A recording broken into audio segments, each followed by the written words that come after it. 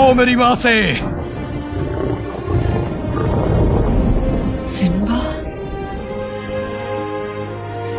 तुम जिंदा हो? कहाँ थे तुम मेरे बच्चे? मैं आ गया माँ, अपने घर। सिम्बा, खुशी हुई देख कर कि तुम जिंदा हो। एक वजह दो, सिर्फ एक वजह दो चाचा तुम्हें जिंदा छोड़ने की। वजह तो बहुत है। पहली वजह, इन सब का राजा मैं हूँ। अब नहीं हो। तुम्हारा राज खत्म हुआ स्कार। सिम्बा ही सच्चा राजा है। अगर तुम्हें सिम्बा चाहिए तो हमसे लड़ना होगा। क्या तुम मेरे साथ हो साथियों? अब मर्जी तुम्हारी है स्कार, हार मान लो या लड़ो।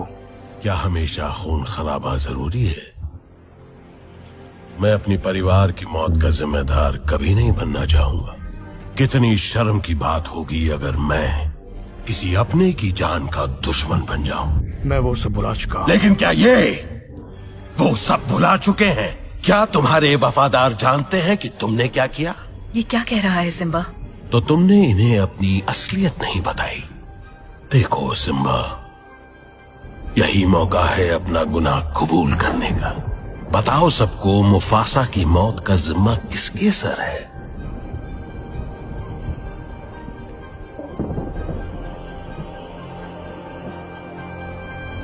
मेरे सर। ये नहीं हो सकता। कह दो कि ये झूठ है बेटा। ये सच है, मुझे माफ कर दो। कबूल कर लिया। हत्यारा। नहीं नहीं, वो एक हादसा था। तुम्हारी वजह से राजा हमारे बीच नहीं रहे।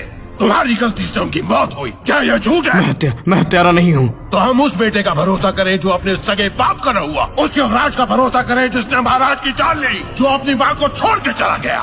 नहीं, मैं तो। तुम क्या?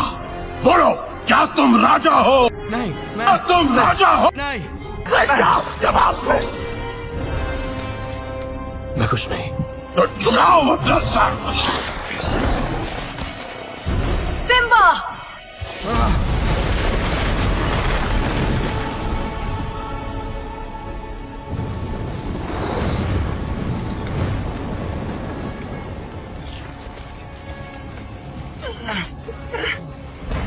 ये नजारा तो जाना पहचाना है। ऐसा मैंने पहले कहा देखा था। ओ हाँ, याद आ गया।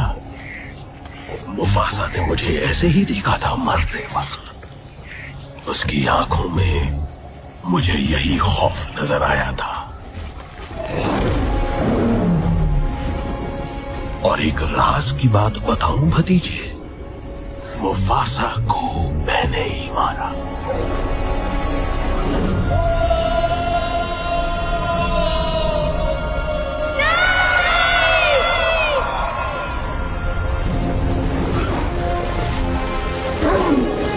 मेरे बाबा, अपने भाई की जान ली। कितने गिरे हुए हो तुम? पहले इसने मुफासा को मारा, अब मुझे मारना चाहता है। तुमने मारा उन्हें। बताओ सबको सच क्या है? इस झूठे की बात मत सुनो। स्कार, तुमने कहा था तुम काली घाटी देर से पहुंचे। सच कहा था। तो फिर तुमने मुफासा की आंखों में कैसे देखा? हत्यारा! मार दो सबको।